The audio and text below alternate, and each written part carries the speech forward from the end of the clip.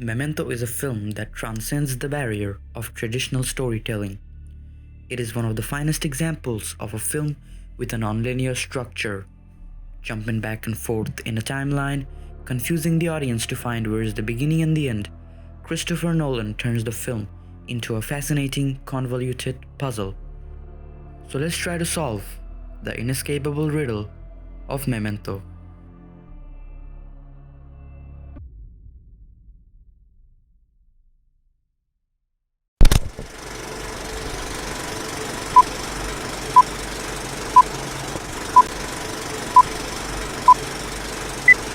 At the very beginning of the film, we are greeted with a reversed scene where we see Leonard kill Teddy or John Edward Gamble. This particular and the only reversed scene in the movie gives us a big hint that from here on, the color sequences are going to be in reverse chronology. Memento is basically separated in two parts: the color sequences which are going reverse in time, and the black and white sequences which are progressing as the time goes. Both of the sequences merge at the end of the film.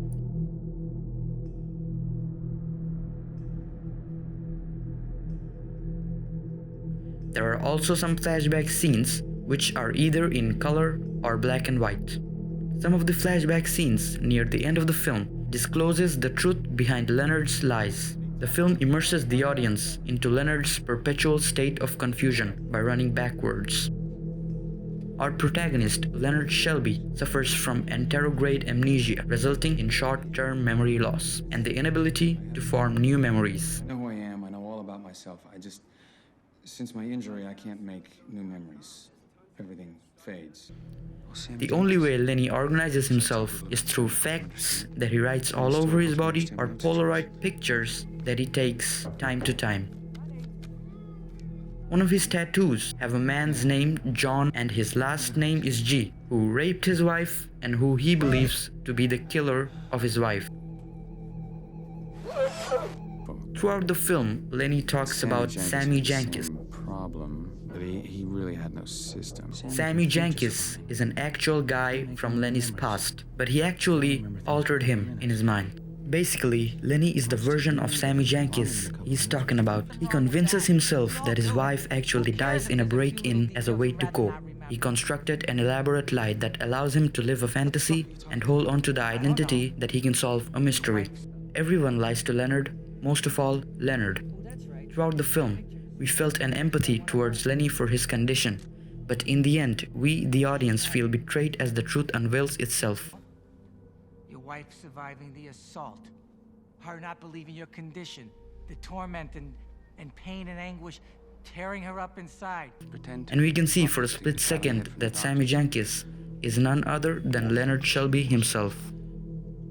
Teddy is actually a cop who helped Lenny get his revenge for his wife. But soon after, Lenny forgets about revenge, so Teddy decides that he can use Leonard for eliminating drug dealers or criminals. Now remember, all of this happens before the film. As we reach near the end of the film, we get some colored flashback scenes of Lenny's wife. These flashback scenes reveal the fact that it was none other than Leonard himself who is responsible for the death of his wife. It was your wife who had diabetes.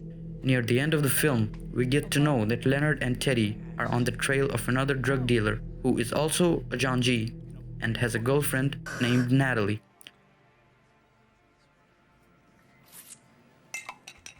Thank you.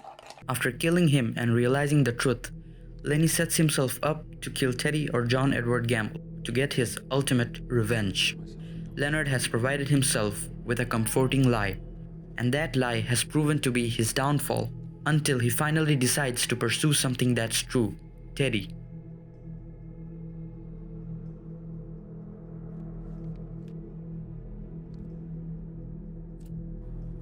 Can I just let myself forget what you've made me do? The ending of Memento is chronologically the middle of the story.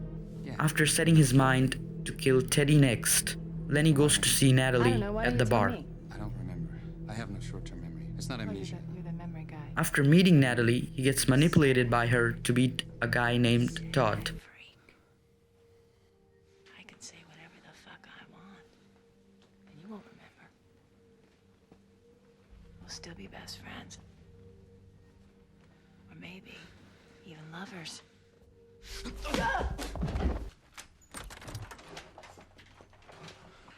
What happened? What does it look like? He beat the shit out of me. Who? Who? Fuck Leonard. Dodd. Dodd beat the shit out of me. Then on pity, Natalie gives him information about Teddy. Had my friend at DMV trace it. And then the story chronologically ends at the beginning of the film as he proceeds to kill Teddy.